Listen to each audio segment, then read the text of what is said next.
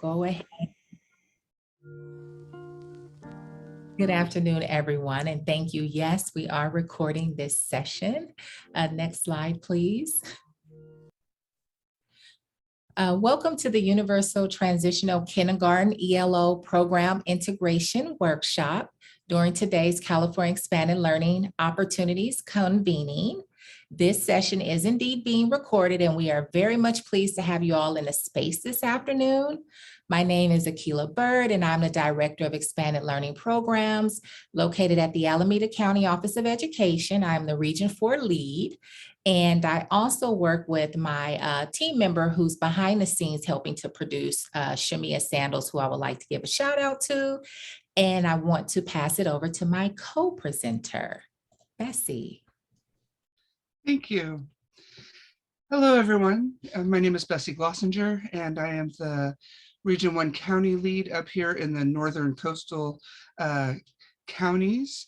And I have Winona with me as well. Thank you, Winona, for being here and for supporting today's convening. With that, let's take a look at our agenda for the day. So just to want to make sure that everyone is where they want to be this afternoon. So today's agenda, Universal Transitional Kindergarten and ELO-P and how those two play together. We're going to have a little connection before content. We're going to look at the impact of Universal Transitional Kindergarten and how the Universal Transitional Kindergarten requirements interact with the ELO-P program. We're going to look at developmental considerations that we should keep in mind.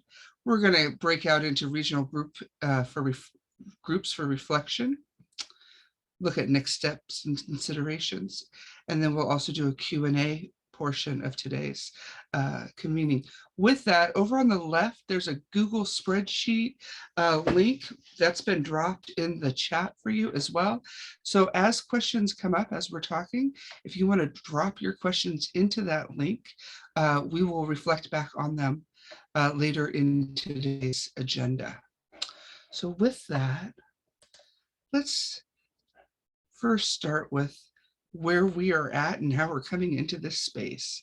So at this moment, we have just a fun little grounding activity. You know, we've had our lunch and we are now ready for the afternoon session. And we have some kind of fun little characters up here.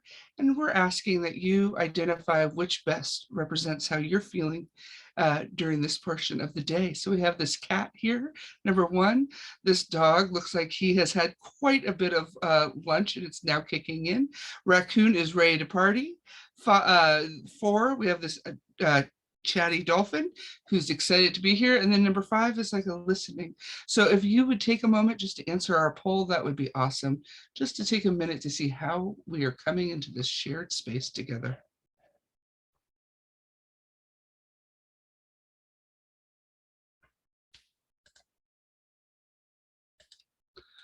Okay, and with this poll, as we start to get our responses, I would encourage and invite everyone to kind of come in with some curiosity, maybe an explorer mindset, and see what can unfold in today's session. And with that, let's see. Oh, number 5, we have people identifying ears open, ready to learn, ready to take in some information. Very exciting. Okay, so I'm going to hand it off to Akilah. Who is in our space, Akilah? Did we share the results? I'm just curious if everyone saw that. Yes, okay. Thank you. So thank you so much, Bessie. And I'm actually glad to see that many people or the majority selected 5. They're ready to listen and hear some new information. And then hopefully those who were a 1 or a 2, we can help to change that mood just a bit by the end of our session. So again, hello, we want to take this quick opportunity to now see who's in the space with us today, because we know that this was definitely marketed to all TK-12 educators and partners. So you will also see another Zoom poll there, which is now in front of you. So if you can select the role that best fits you, that'd just be helpful for us to see who's in the space today with us. So thank you. Okay, we are already getting some feedback. We have a lot of expanded learning staff, and we actually also have quite a few principals, superintendents, and administrators as well. We have some TK-12 educators, community-based organizations, student support services. We have 32 out of 37 participants, and you can see the results right there in front of you, who's in the space. So thank you so much for joining us, because we do know with the Expanded Learning Opportunities programs, we really need to serve the whole child. Collaboration is key, so it is very good to see the different roles in our space today. Next slide, please. And with that, I would like to pass it back over to Bessie to start the conversation on UTK and the ELO program. And stay tuned, we will drop our slides in the chat at a later time, so just hang in there with us. So I'll pass it over to Bessie, please. Thank you. So for those of you who know me, my background is in early childhood education. And so this is a really exciting time for me. Over the last 30 years, we've been really bringing to the forefront how important those early years are. And with that, this slide, I think, is a beautiful slide that Alameda County has put together for us, just showing how important that those first years are. With 90% of brain growth happening before the kindergarten year, we know that it's, of course, prevention and intervention is so much more impactful than coming up later on and trying to do remediation. What we also know is that high quality preschools paired with their school days and linked in succession is a wonderful supportive approach to this, to the children's full schooling experience. With that, supportive relationships and positive learning experiences, and where else is that going to happen more so than in after school and expanded learning? We know that these relationships are built in expanded learning programs. And so this is a really natural pairing for this full day for services for our youth. So with that, we also know that play is how our youngest students are developing. And we're going to take that whole child approach, that play-based approach, that strength-based approach, and we're going to build from that. With that, I'm going to move to our next slide. Thank you. So the impact of universal transitional kindergarten. The intent is to expand access to preschool for all 4-year-olds over time by building on California's TK program. If LEAs have an expanded learning opportunities program funding, then full day means at least 9 hours. So as you can see here on the slide, TK actually helps students be more prepared for kindergarten in early learning, literacy skills, math skills. It also transitions to middle school students who have attended TK, have higher math scores, and it will really help to close that academic achievement gap or opportunity gap that we continue to see for students of color. Next slide, please.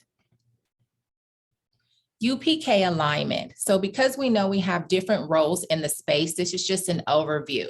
So UPK is universal pre-kindergarten. It's an expansion of the state's current mixed delivery system that meets the early learning needs and care needs of 3- and 4-year-old children and their families. So it includes all of the existing state and federal early learning, private childcare, extended learning programs, as you see included on the slide. And for the purposes of our workshop today, we will be focusing on transitional kindergarten and the expanded learning opportunities program. Next slide, please. So for the UPK requirements, it is a 9-hour day, as you know, combined learning as well as care to 50% of enrolled unduplicated TK through 6th graders. So the key words are to provide access. And yesterday, the ELO program FAQs were updated on the CDE website, and we can drop a link in the chat later for that as well.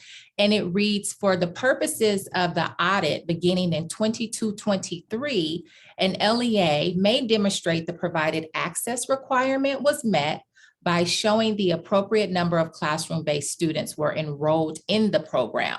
So a student has an enrollment form signed by a parent and our guardian on file will be considered enrolled in the program. Alternatively, an LEA can also provide other appropriate evidence to show the provided access requirement was met. This evidence includes, but is not limited to, families opting out or the LEA demonstrating staff and building capacity or offsite accommodations, et cetera. So LEAs are not required to provide the ELO program to all students unless the LEA is equal to or greater than the 80% unduplicated pupils. Then they must provide the access to 100% of students, including non-unduplicated students starting in the year 22-23 under current law. We're just focusing on current law. However, when we think about transitional kindergarten, LEAs really should keep in mind that families may need access to the full 9 hours of TK programming in order to meet their childcare needs as well. So when thinking about rolling out UTK, LEA should survey the needs of their community and be prepared to meet those needs if a 4-year-old will indeed be at school for 9 hours. Next slide, please. And I'll pass it to Bessie. Thank you. So this slide is looking at the universal TK plan requirements. So this plan, which is linked in the slide deck here, needs to go in front of the governing board and needs to be approved. And this needs to happen before June 30th. So though our ELO-P plan does not have a deadline of June 30th, the universal TK plan does. And so we want to make sure that folks are in communication now and at the table now as far as how ELO-P and UTK play together. So what we're looking at with this slide is also just keeping in mind that the partnerships that we want to promote is the expanded learning programs, working with the after-school education and safety programs, the California State preschool programs, the Head Start programs, and any community-based organizations that are also offering those that early care. And one of the reasons why we want to be doing that is because, again, we're looking at that full day. So both plans, ELO-P and the UTK, are looking at that full day, but we have this partnership that's kind of built in between these two entities. Thank you. With that, I'm just going to jump us over here. Recommended planning, right? This is when we talk about having all of those people are at the table, we're talking about the sharing of cost. We're talking about staff and resources, especially if you're a rural program, your school day staffing might be the same that you're doing in your expanded learning hours to provide that full day. Also, developmentally appropriate environments might be shared during the school day and for that full 9 hours. So when we're looking at that full day, we're also looking at, is it meeting the family's needs? Is it meeting the parental needs, supporting parental choice of program, and the setting that our families are looking for. With that, just keep in mind that these universal TK programs are due June 30th, and they're going to need to show, again, that full 9 hour days and how it's being covered. Thank you. So some ELO program considerations, and this is just feedback that has come from different LEAs that have started the process for the ELO program. And to assist in the planning, we just really wanted to address some of these. So some people view 9 hours on school days as way too long for TK students, which is understandable. I don't think there's anyone here on this call that will say 9 hours is not a long day for our youngest youth. However, attendance is actually based on the individual needs of the student and the family. So if a family doesn't want a 9-hour day and the student is in TK, that is fine.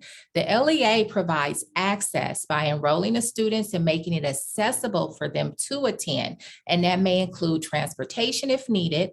Nevertheless, it is not mandatory that any student remain in the ELO program for the full 9 hours. Also, some LEAs may have found it challenging to gain the interest of their community or students or families because it may simply appear to be a 9-hour academic day or just simply academic intervention. So we really want to take this opportunity to remind everyone that the ELO program must also include a enrichment element. So it's an opportunity to be creative, which you've heard when Michael Funk was talking this morning, an opportunity to be innovative in the design of your programs. And your plan definitely should include TK developmentally appropriate curriculum and an expanded learning schedule that works best for our youngest scholars, which may not mirror what you have in your plan for 5th graders or what you have in your plan for 6th graders. Additionally, prior to implementation, an LEA should also have a plan for recruiting and preparing expanded learning staff to successfully work in a TK program, including supporting them in one, understanding how to work with our youngest youth, and community-based organizations also who partner with expanded learning might want to consider thinking about their MOUs with really thinking about if they can lean on their LEAs who can maybe support with that early learning training for their expanded learning staff as well. Next slide, please. Here we have some friendly reminders, and one is to remember that the program also counts any before school offerings. So do not limit yourself only to after school times. We know that many school sites have before school childcare or before school even enrichment opportunities for students. You can count that time as well. Another programming element reminder is that if you already, of course, have an ACES program, it would be beneficial for you to build upon your current ACES program plan while you develop your ELO program plan in order to include TK students instead of going back to square one. Also consider collaborations very, very early on while you develop your UTK plans. You are again encouraged to collaborate with community-based organizations, childcare providers who are both excellent partners. Next slide, please. Timeline of universal TK in the school day, and I just want to reinforce, in the school day, this is a loaded slide, but it is just here as a visual to show everyone the rollout for the TK age group, just as a reference. So you will notice by the year 25-26, students who turn 4 by September 1st will be enrolled in TK, and they may also have access to participate in the Expanded Learning Opportunities Program. So although the TK rollout for the school day is a rollout over each year, a reminder again is that for the ELO program, the ratio is 10-1 at all times from day one. There is no rollout, but expanded learning programs really need to be mindful that come after the 3 years, they will have very young students in the programs participating. Although there's no audit yet for the ELO program, early planning is still highly recommended. As Bessie mentioned before, you have your TK plans that need to be brought to governing boards for consideration. You are encouraged to collaborate with community-based organizations, childcare providers, and really think about your ELO program plan as well. Even though the ELO program plans are not due, it will benefit you to complete them because you also must show how TK students will have access to full day learning programs. Next slide, please, and I'll pass it back to Bessie. Thank you. And we're capturing your questions that are coming up in the chat, and we're adding them to the Google Doc. Thank you so much. With that, I just want you to keep in mind the developmental needs of our littles, and that if you have not been a part of the early childhood education field, please know that there is a lot of resources already developed there for you. So we already have in place the California Preschool Curriculum Frameworks. We have the Preschool Learning Foundations. We have the Ages and Stages of Development. All of these resources are linked here in the slide deck. And you have experts, just like we are asking people to come to us, the experts in expanded learning that are on these campuses. Know that you also have early educator experts on many of your campuses already, and if not directly on your campus, definitely in your communities. There are also resources for folks who want to know more about early childhood education and develop their knowledge of early childhood education. The California Preschool Instructional Network provides trainings. These might not include units, but at least we're moving towards that understanding of what is developmentally appropriate. And so there's also with QCC and other state programs, there's going to be funds being put towards increasing people's knowledge of early childhood education. So when we talk about the fact that swinging on a swing or crossing midlines builds synapses, we know that moving the body, that mind-body connection is so important for these littles. So when we talk about play-based learning and physical fitness and well-being, we're also talking about their academics being met through this mind-body connection. So we want to keep that in front of us as well, and again, increase our knowledge of what is developmentally appropriate for our littlest students or our youngest students. With that, we have another slide here just talking about what children are doing at these younger ages and what they need to be doing with their body. They're questioning their environments. They're learning about the world around them, and they're needing to practice. How many times do you have to tell me? Well, you have to tell me 1,000 times. I need 1,000 meaningful interactions with information to be able to absorb it, right? So I could sit in a classroom and I could look at a picture and I could say apple, apple, red, red, apple. But what I really need is I need meaningful interactions with the color red, with my classmates, things that matter to me. And that is all being built upon during the school day, but also during our expanded learning programs. With that, we're going to move on to the next slide. In that we need time to practice what it is that we're learning. Just like when we go to sleep at night and we think through and problem solve, we need time to engage with other students and peers and practice the things that we're learning during the school day. We need time to absorb it, right?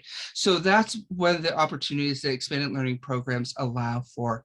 And there was Akilah, did you have something on this slide you wanted to share or speak to? Oh, yeah, sure. Thank you, Bessie. I was actually trying to catch up on the chat, and I think it's a good time for us to actually pause just to catch up and see if we can address some of the things that are mentioned here.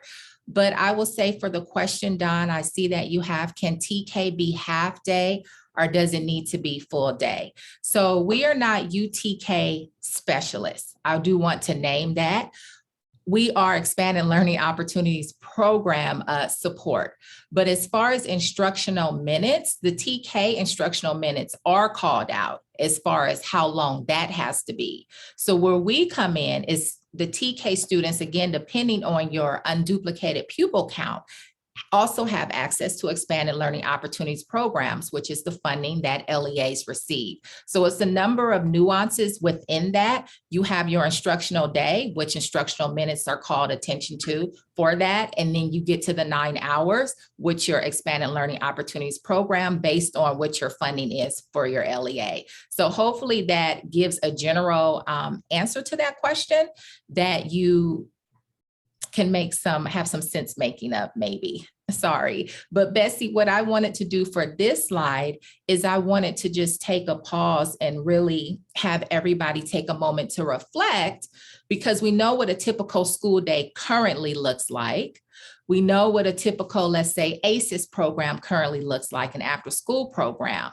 But in thinking about these two slides with students who love running, love jumping, love to test limits, try things out, be very explorative, need lots of reminders, lots of positive reinforcements. What's coming up for you just thinking about that, serving our youngest youth? Does anyone want to unmute and just share what's coming up for them when we really consider developmentally the needs of a 4-year-old?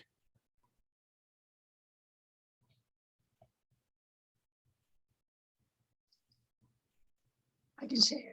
Sorry. And Maya, thank you. I mean, for us, even though we have been serving kinders, I think it definitely requires a little, almost like, yeah, like I can see more patience, more, just like attention. And I know with the lower ratios, that hopefully will allow us to give more attention to those students. But it's definitely an area that I feel will need a lot more training for our staff, more, specific training on engaging with students at that and meet the learning needs that Bessie was reviewing with us earlier.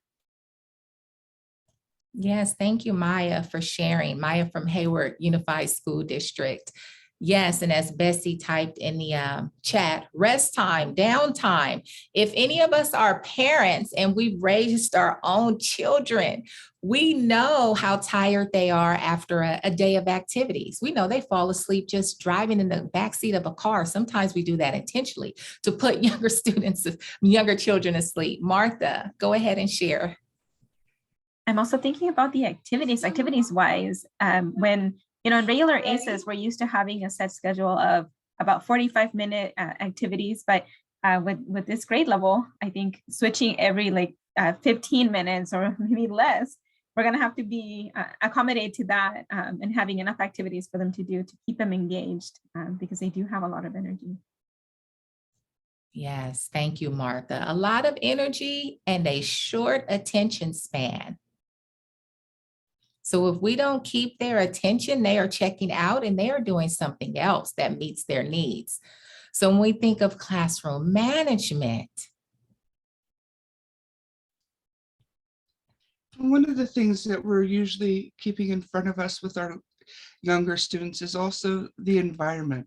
And so if you're able to pair with folks on your campus that have a developmentally appropriate environment, that's meeting some of the challenges right there, because the environment's kind of like an additional teacher for you in your room, because they're exploring, they're doing the hands-on, and they're kind of setting their pace. And what might look like free play is actually very teacher intentional, or there's a lot of intentionality that goes around that environment to meet the children's learning needs at that time as well. Yes, and Helen, I see your comment in the chat, and I'm going to ask if you don't mind unmuting and saying it aloud, just in case participants can't see the chat, because you're lifting up something that's very important. Hi. Sorry, my camera's a little bit. Can you see me? Yes. Okay. So I'm at a charter school and we're trying to figure out how to do this whole ELO-P plan. And we have TK right now, and so I know these kids, and some of them, I mean, they come in like they're little babies, and we really have to care for them as if they're, not ready for school. And so I'm just wondering, if they are here for the 9 hours, are we allowed to let them rest or take naps? Absolutely. So when we think about the developmental needs of the age group, it would be unbeneficial to try to use energy to keep them awake, because we also know with younger students, if they're tired, they will go to sleep No matter where that is, if that's in a classroom, if True. that's sitting, on the area rug, when it's story time. So definitely that is a huge consideration as far as what would the schedule look like, what works best for those groups of students, as well as staffing, what's happening at that time. But yes, so thank you for lifting that up, because that question has surfaced. And of course, there's nothing in there that says students cannot take a nap. If they were in a private preschool program, they would be taking a nap at that age. Okay, thank you. Perfect. Anyone else want to unmute and uplift anything before we move on? Go ahead, Lisa. We found this year, because we started our ELO-P program at one of our large sites, and I'm in Tehama County, it's very rural, that we had credentialed teachers, and we had the teacher rotations, and then we had our engagement and our recreation for first grade and up. And we found that our TKK, we're running them completely separate. They're on their own schedule. We have the learning goals for the day, but those staff can, they just have their end of the goal day, but they don't fit the rest of the program. They don't fit really anything else. They're kind of independent. And we found that that was more successful, and the kids were happier and our staff was happier, instead of trying to transition everyone to what we were used to doing. And we kind of just figured that out the hard way, but it worked really well. Well, thank you for sharing that. And you brought up something because you said before you all made those modifications and had that flexibility, not only would students be unhappy, but you also talked about the adults. It didn't work for them either. And I know someone put in the chat that a tired child is not their best. So thank you for bringing that up. Anyone else before we move on?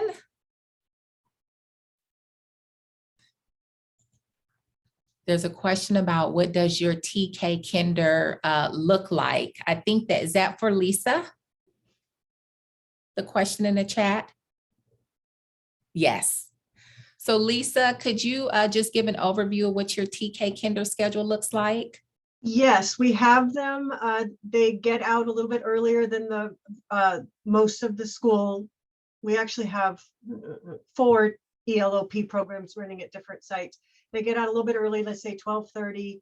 Then we go in, they've already eaten, they sign in, and then we have carpet time. They talk, they visit, they're read to, and then she has stations set up. A lot of our staff has stations. They rotate through exploratory stations. Then they come back again, they debrief a bit of what they learned in their stations. Then they go outside. The rest of the school gets out, they have snack, they have a little bit more outside time, then they come back in, and then they'll start an engaging unit, maybe like about their neighborhood or about transportation, a little bit more book reading, then some more rotations at stations, then they'll have some organized recreation, and then they'll come back in, and then the parents tend to start picking them up about 4:30, 5 o'clock.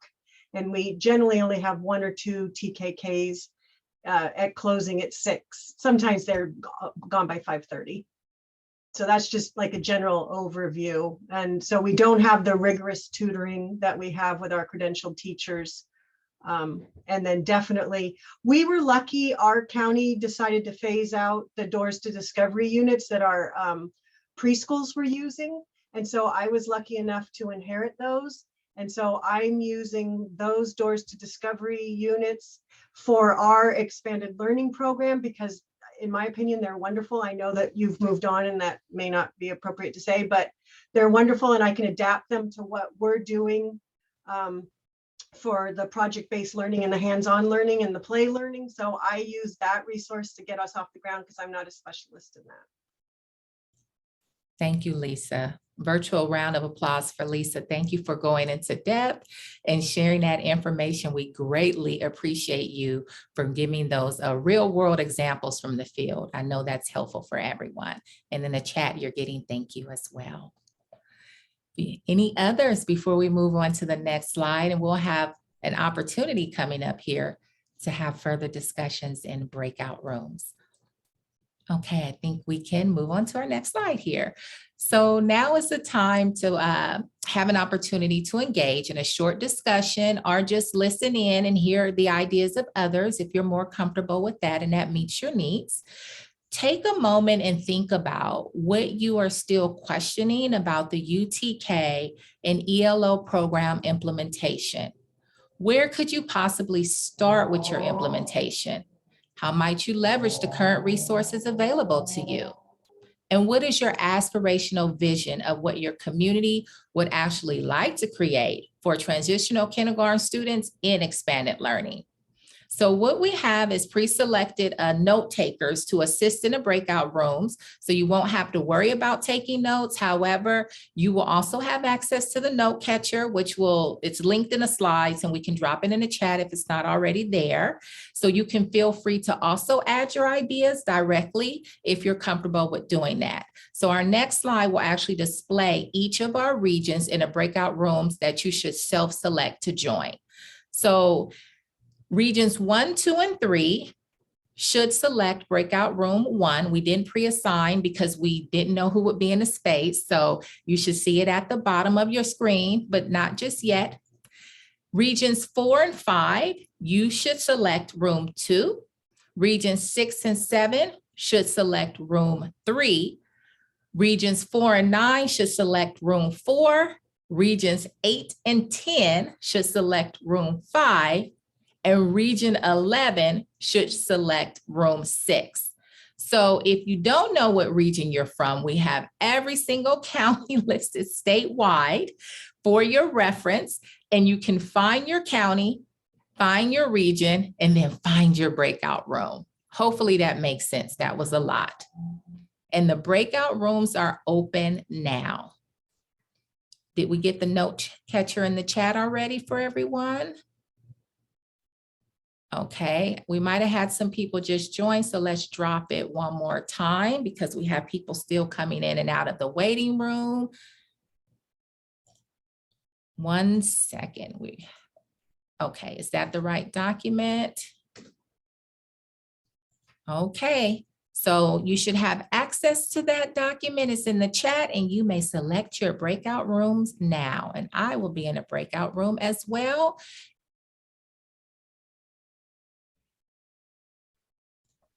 Okay, so thank you, everyone. Thank you for joining the breakout rooms. I know I had an engaging conversation in the breakout room that I was in, and we want to just take this opportunity and share 1 or 2 top things that came to the surface within your conversation. I know there's more than 2, but for the sake of time, we'll just focus on the 1 or 2 top things that came to the service. So who did we have in breakout room 1? I think it was Winona. So why don't you share out? Well, definitely staffing. It seems to be the biggest thing is finding, maintaining quality staff, and also getting facilities and district collaboration happening. Staffing, collaboration. Yes. Thank you, room 1. Room 2, I think that was Maya. Yes, that was us.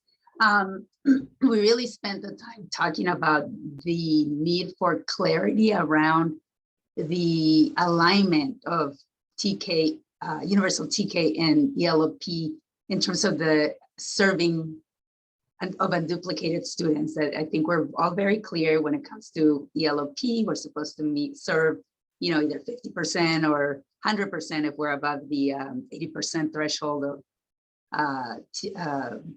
unduplicated students in our TK through 6th grade. But I think it's in the UTK expansion, it talks about universal access to the program.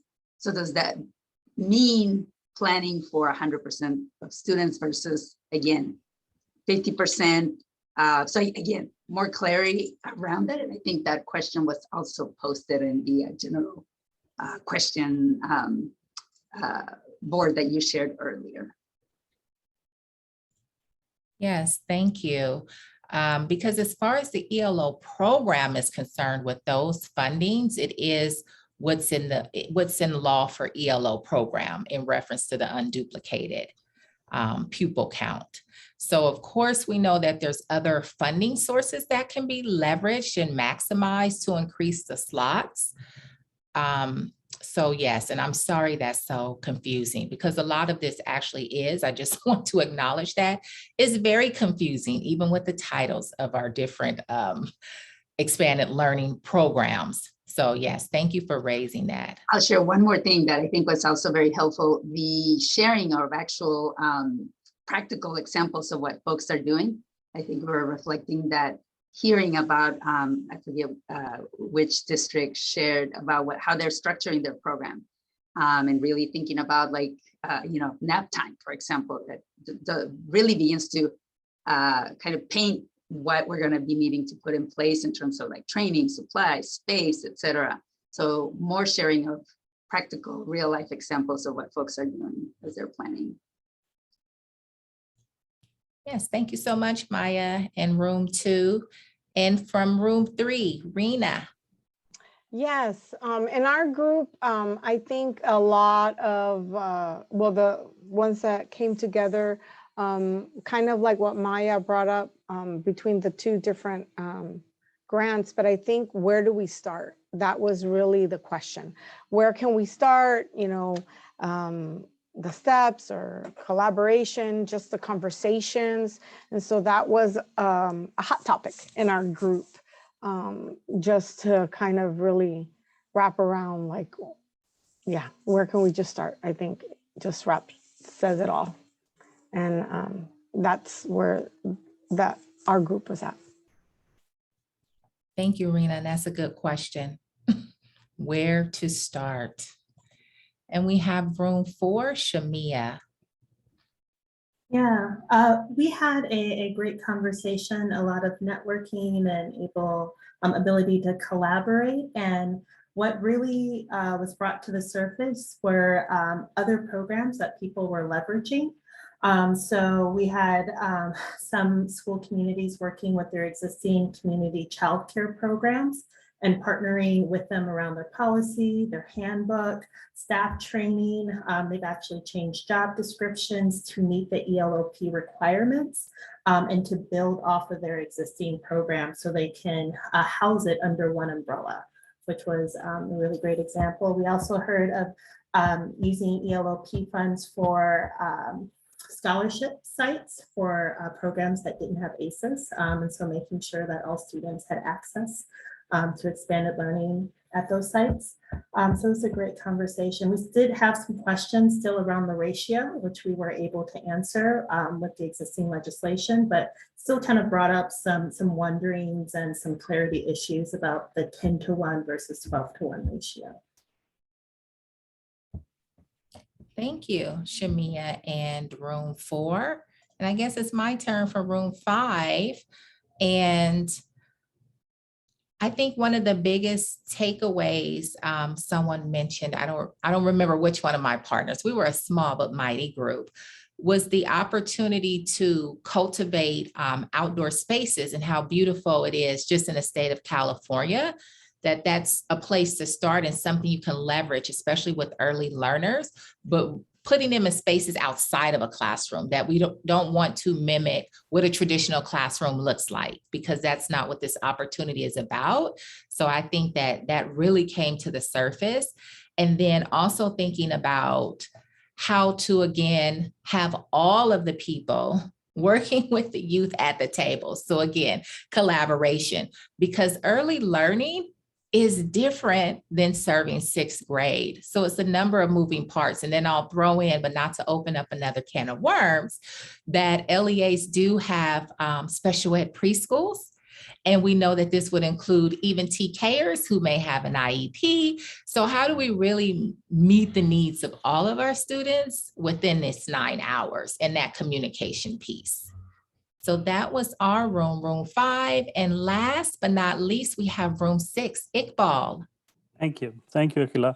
There will be 2 people who will be speaking for room 6. I'll start, and if Sue, she's a part of the Region 11 SSEL, she was with us, and if she wants to add anything, she can add after I'm done. So we had a very interesting group. Actually, one of our members, she has been serving TK students, but she didn't have the experience of the ACEs or higher grades.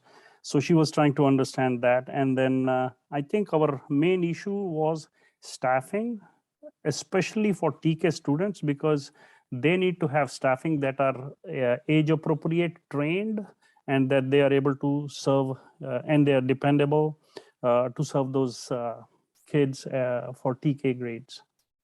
Sue, anything you would like to add? Well, and to expand upon the staffing issue is one of our districts is concerned. They do have the ACES grant, and their provider currently does not serve TKK students this current year because of the challenges with the extra hours. And those of us who are familiar with ACES 21st century programs understands that. And so she has a legitimate concern is, will they be able to provide services for the TKKers when the ELO-P programs roll out? And it's just a matter of sitting down and communicating with your current providers to see if they can, roll into that. And if not, it might be, you might have 2 providers on a campus, because there's no reason why you cannot have a provider specially working with your TK and K students, and then a different provider working with the older youth. So it's all a local decision. Thank you, Rena. Sue also had the same suggestion for our group. And, this just shows that you folks have better knowledge than I in ensuring that the same services could be provided by the same provider. The services could be revamped, and there could be one provider instead of 2. Thank you, Rena. I think we are done. Okay, and I think thank you, Sue. Yeah. Okay. Sue was the last speaker. Perfect. And thank you, a special thank you to our breakout room host. So we have Iqbal from CDE. Thank you for rising to the occasion. We have Rena and Maya from Hayward Unified School District, Shamia from Alameda County Office of Ed, Winona from Mendocino County Office of Ed. So thank you for hosting a breakout room for us. And with that, I will pass it back to Bessie and move on to our next slide. Bessie. Okay, thank you. We also had a impromptu breakout room in the main room. And one of the things that we were talking about that came up was our 4-year-olds have been being served. They've been being served in other arenas, and now they're being served with us. But the staff that have been serving them, as they are no longer going to be serving 4-year-olds, they are going to be available. So we were just talking about the possibility that those staff will come into the space that the 4-year-olds are in. So that was kind of a conversation that we were having in the main room. With that, what are our next steps? So we're talking about the collaboration that needs to happen. And we're talking about the collaboration that needs to happen with the specialists, the expanded learning staff, the community-based organizations. And Akilah, you also reminded me, and not only the community-based organizations, but also the chief business officers, and making sure that the people that are doing the finance are at the table with us as well. We also talked about having our SELPA there at the table with us, our early childhood educators. There are folks that have been doing early childhood education for quite some time. We want our experts at the table with us. We want our principals and our superintendents and etc. With that, we also know that if you're not at the table, maybe reaching out and finding out how to be there. And in that, because the ELO-P program plan doesn't have a date, but the UTK does, people might be trying to focus on that UTK program plan first because it has a due date. So maybe they haven't thought yet to go to the ELO-P plan and to look at that and how the two are dancing together. So please just reach out to those on your campus or those that are tackling these big issues. With that, complete your ELO-P plan. You have regional leads or county regional leads all throughout California. We're here for you and we'd love to help you. We have sample plans for you. Please refer to your quality standards. If you already have ACES plans, you're familiar with the quality standards. They are the same quality standards that we're referencing for the ELO-P as we use for the ACES programs. And then of course, making sure that you obtain the board approval and that you post your plans on your websites. So with that, I'm going to hand it back over to Akilah. Thank you. Thank you. And as we think about collaboration, on this slide, for those of you who are trying to have a seat at the table, some of the things you can start your discussions with is, really inquiring about what does the LEA even plan to combine with the TK instructional day. Everybody may not be aware of the resources that already take place, so that would benefit others who don't know to find out what expanded learning opportunities could potentially merge with something else, and to have a conversation and say what works best for children in my community. So we know that there's best practices for all youth. There are also needs of your individual communities. In another session I was in earlier this morning, we talked about all of the plans. There's so many plans that LEAs have to submit, so many timelines to meet, and most of them cover the same thing. We are trying to target a certain group of students. We are trying to close the achievement gap. We are trying to have learning in exploratory ways, offer enrichment opportunities. So don't start from scratch. Talk about what's best for the children in your community and how you can support them to bring all of these things to fruition. And then with different private preschool providers, California state preschool providers, because you're supposed to be collaborating.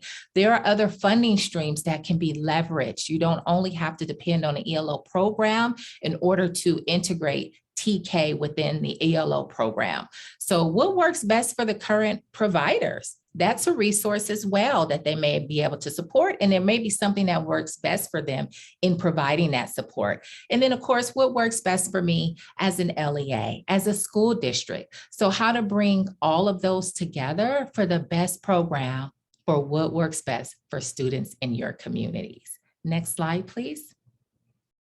And now we have an opportunity for questions, and we'll stop sharing, Winona, and I'll pass it to, Bessie, if you would like to start us off. So we'll just go ahead and look at the document on the spreadsheet. Thank you. And at this point, it is 2:24. So I just want to keep that in front of us. I want to see if there's any questions on here that have gone unanswered at this time. I was also asked in the chat, or we were asked in the chat, where one might get a sample program plan, so I can add that question and answer onto this Google slide as well. Yes, and maybe who raised the question, your regional lead might be able to provide you with one. If you are in Region 4, I don't know who typed it, you know how to reach the Region 4 team. We do have, I think, 2 samples that are board approved in our region that we have shared with others. If you're not in our region, you can email, but your regional leads may have a local copy of someone already within your region to share. Okay, and with that, so one of the questions that was raised, does TK need to be full day or can it be half day? And I think that this question was answered early on, in that we are not your TK experts. We're here to talk about how the ELO-P plays with the TK in having the day cover the 9 hours for that full day. And I'll piggyback on that, Bessie. I was trying to pull up some information. So in the TK expansion school day rollout, it does not change the TK 3-hour minimum requirement. So that's a school day. So when I started talking about instructional minutes, that would be a TK actual school day would be the 3-hour minimum. This depending on what an LEA has designed locally, because it could be more, it could be combined with the kindergarten classroom. There's so many different things that can happen locally. But the ELO program does not affect anything during a school day. It is for the intent of getting to the 9 hours. So we understand some students may be released at noon, some may be released at 12:30, some may be released at 1. So the ELO program is how you get to the full day. So hopefully that helps some with that question. Okay, next. Am I muted? Hold on one second, sorry. Okay, so next, that does not have an answer. Is the funding the same for the school / lead educational agency that offers full day versus half day? The funding, my understanding is the funding is the same.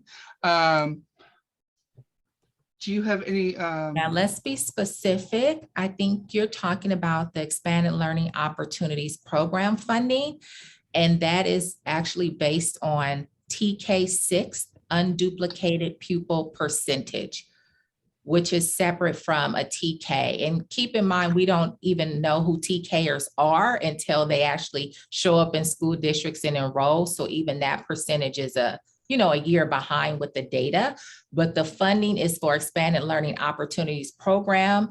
Anything you have in reference to UTK in the school day is different. Hopefully that makes sense. And if not, you can feel free to unmute. And Iqbal, go ahead. He's going to add on to that. I just wanted to add that this funding is based on prior year's unduplicated pupil percentage instead of the current year. So your 21-22 funding was based on 2021 unduplicated pupil percentage. Thank you. Thank you, Iqbal. Let's see, any other questions? Or the person who wrote that question, if you want to unmute, we'll be happy to engage further. Okay, next question. Do we want to go back up to question on row 5? I thought we had touched on it, but let me just read it and see if there's anything else we want to say. The ELO-P requires only unduplicated students. Are you saying that all TK needs access to a 9-hour option, regardless if they're unduplicated or not?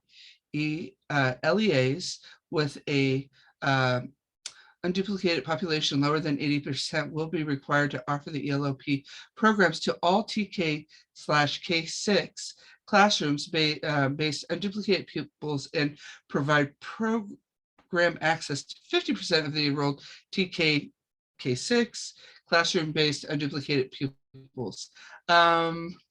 Yes, that is the in quotes is the response from the CDE FAQs. Is there anything else we want to call out on that question before we moved on? Well, one is the question did not address the year.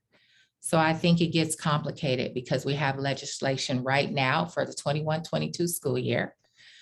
We have what's supposed to be in place for the 22-23 school year. So and that is 2 different requirements. If you look at the FAQs, so as far as the 80% UPP is the 22-23 school year with current language. Yeah, and the question was my question. It's really the word unduplicated. I'm clear on unduplicated ELO-P. It says it in there from the CDE FAQ, unduplicated. My counterpart in my district who's working on the TK model does not use the word unduplicated. Right. And so when I'm trying to plan my after school 9-hour day, there's a huge difference between 50% of an unduplicated amount of students versus 50% of all TK students. That makes a huge difference. And so that's where I'm not seeing the alignment. I know what ELO-P says. I'm not sure what the universal TK because this is like my fourth meeting about universal TK, and I never heard the word unduplicated on that end. I hear it on the ELO-P end, but not on the other end. Right. So your UTK is your free access to, I'm sorry, Akilah, did you want to take? No, I was just going to call attention to when it comes to the school day, because schools serve all students. And then we have our different subgroups of students that you wouldn't necessarily see that in school day language, right? Because school is open to all. But Well, for the the 9-hour part, I mean, we get TK. I have TK in the school district. It matches. It follows 8 o'clock to 2:25. But if I need to give till 5 o'clock to all TK, I'm talking 500 students. If I need to only follow under the ELO-P guidelines, which specifies unduplicated, that's going to take me down to maybe 100 students. The word unduplicated is on the ELO-P side. It is not on the other side. My counterpart in the district, we're looking at a 2 different number of students to give that 9-hour after the school part day. And that's where I'm seeing the issue. Yeah, and I think it's because, so to streamline collaboration, LEAs use multiple funding sources, multiple funding streams. So we're talking about the ELO program, and I'm not sure what your particular LEA is using to fund 9 hours, because it can come from different funding streams. So they could already have California State Preschool. They can already have, I don't know, CalWorks is another example of these partnerships. So I think maybe having a meeting and including the chief business official and really getting down to what the funding streams are, since you're only responsible for expanded learning opportunities program, will probably be helpful. They want to use ELO-P funds for the after part. And they're telling me I need to do all TK. And I'm like, but that's not what ELO-P says. Got it. And that will be a local decision. Got it. So Okay. once the audit takes place, because we know what the FAQ says about adding other grades, and we know what the minimum requirement is as far as being compliant for what the audit is going to be asking for. Potentially when we have one, I think the challenge is there's no audit guide today. And yes, thank you. There would also be the caution that before you say all TK students, the ELO-P does say that priority enrollment goes to foster, homeless, and unduplicated with the free and reduced price meal numbers. So if that is listed in the ELO-P, I would then want to have a conversation with my district about funding that if the district is making the local decision saying that our families need this and that we are going to provide it, just bringing forward what the ELO-P says your right. Mm-hmm. I see it. I see what you're saying. Got it. Thank you very much. Good point. Excellent. Thank you. Thank you, Bessie. And just a point of clarification, because unduplicated also means English learners. So we have to dig deep to make sure if they are foster youth, or free and reduced lunch, or homeless, versus flagged as unduplicated because they are an English language learner, which is different. And under ELO-P, unduplicated does include English learner, correct? Yes. Yes. I just to clarify, just to make sure. Yes. Okay. Thank you. Iqbal? Yes. Do you want to add something from CDE? Oh, I just want to add the fact that people are scared of the audit, and people don't have to be scared of the audit. Like Michael said earlier, that this is a time to plan, develop, and implement it.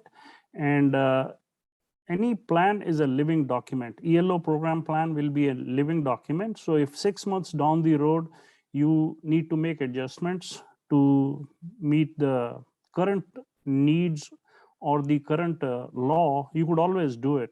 So don't be scared of the audit. It's at least 1.5 year further away. And please plan and continue to implement ELO program plan.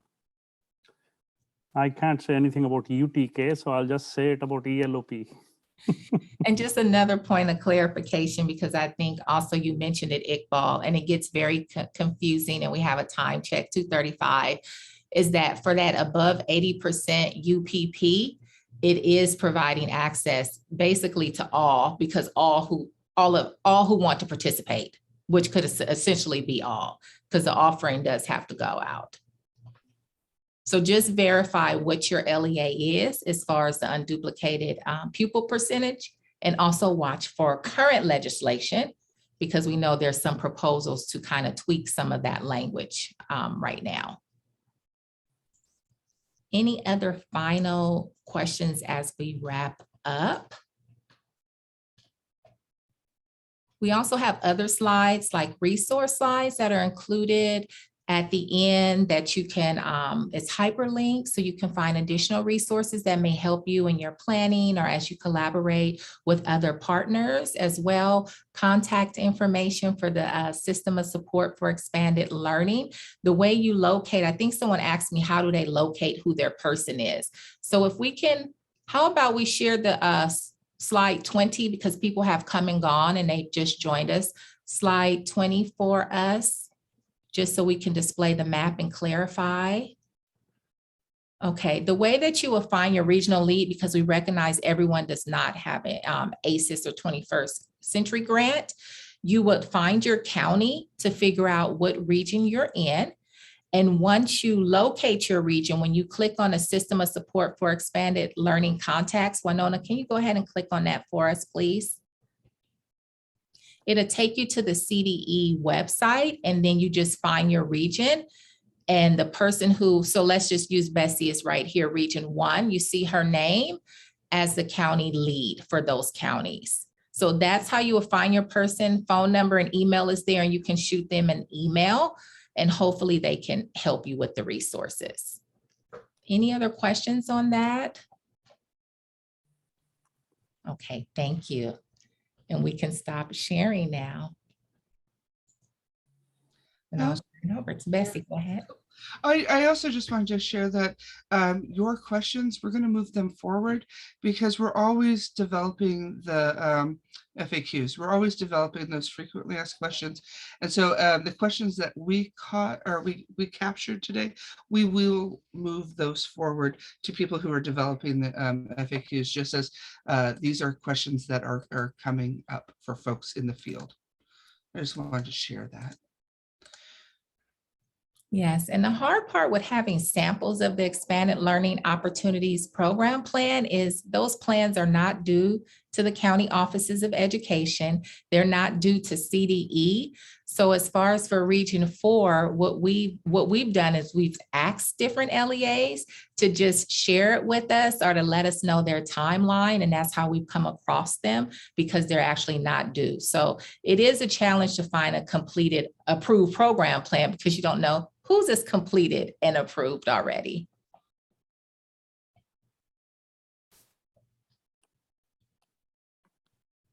Any other questions for our remaining participants?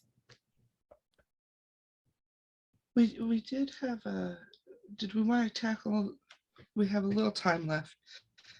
Did we want to tackle on line 13, what tracking and systems people will need to set up to account for the ELO-P eligible students being served?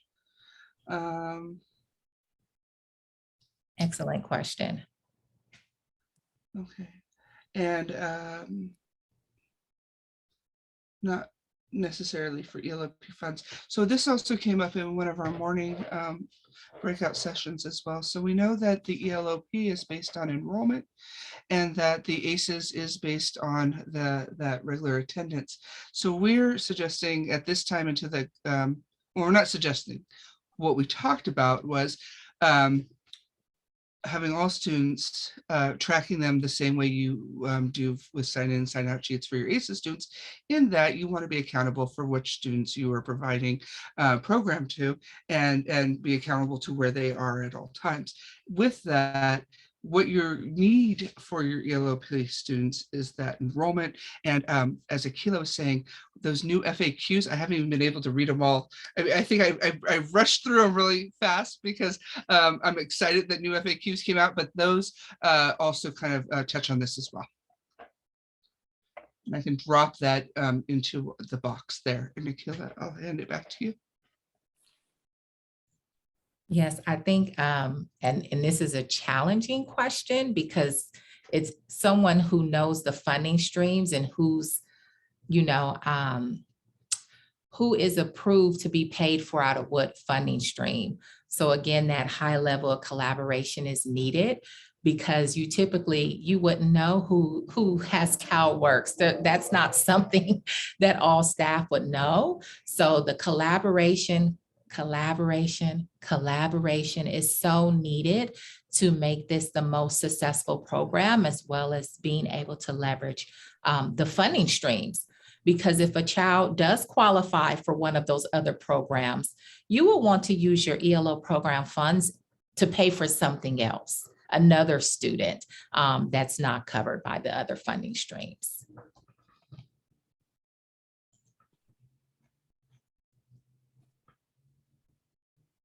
FAQ number 10 that was just posted yesterday evening. LEAs are encouraged to track student attendance for safety and continuous quality improvement purposes.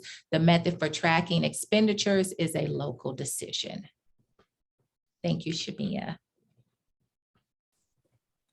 Okay, I think that closes us out. It is 2:42. Any other final questions? Hopefully you enjoyed our session. It was a lot of information, so don't feel overwhelmed. Save the slides as you communicate, recreate the slides, use it as your talking points when you're in a space with other partners so that you can all work together to provide the best opportunities for our youngest scholars. Goodbye, everyone. Thank you. Thank you. Thank you so much.